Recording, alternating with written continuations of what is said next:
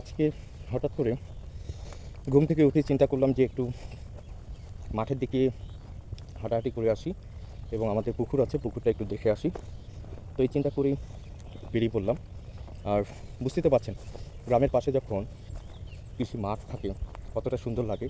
আর আমাদের বাড়ির পাশেই ঠিক এরকম কৃষি মাঠ। আর বর্ষা হলেও এখনও কাদা হয়নি। চিন্তা করেছিলাম কাদা হবে, তো এখনও কাদা হয়নি।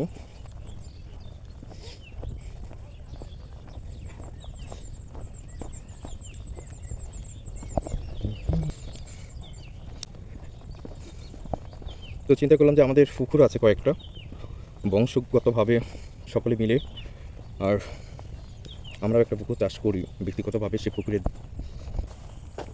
এখন যাচ্ছে আমাদের একটি ভিটায়, যেখানে বাবা শাকসবজি চাষ করেন।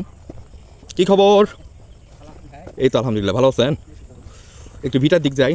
কুচু টুচু লাগাইছে আব্বা? অনেকদিন পর ভিটার দিকে যাচ্ছি, আর যেহেতু সন্ধ্যা লেগে গেছে, আর আমাদের ভিটার পাশে আমাদের বিশাল একটা পুকুর আছে। এটাতে 203 ডিগ্রি বলে। এটা হচ্ছে আমাদের পুকুর, পারিবারিক পুকুর, এবং এই পুকুরে আমাদের বংশগতভাবে ভাগ। তবে আমার এক দাদা চাষ করে। বিশাল বড় পুকুর।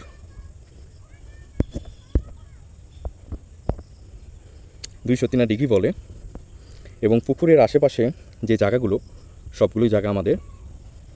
এবং এই যে ভিটাটা দেখছেন, যেটা কচু আবাদ হয়েছে, আমের গাছ আছে, এগুলো সব আমার বাবাই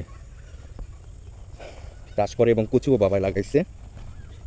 বুঝতেই তো পারছেন, গ্রামের মানুষ যেখানেই জায়গা পায় সেখানেই।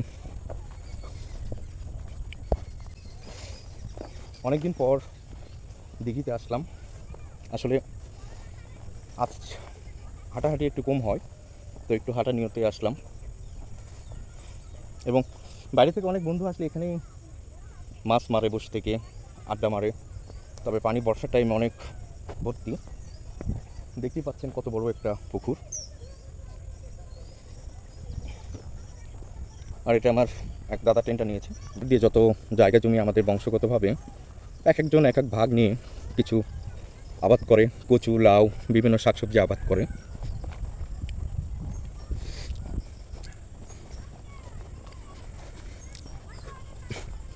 এবং আমাদের এখানে আমের গাছ, অনেক আমের গাছ আছে। পুকুরের আশেপাশে অনেক লোকজন। আসলে এটা আমাদের দিঘি বলে,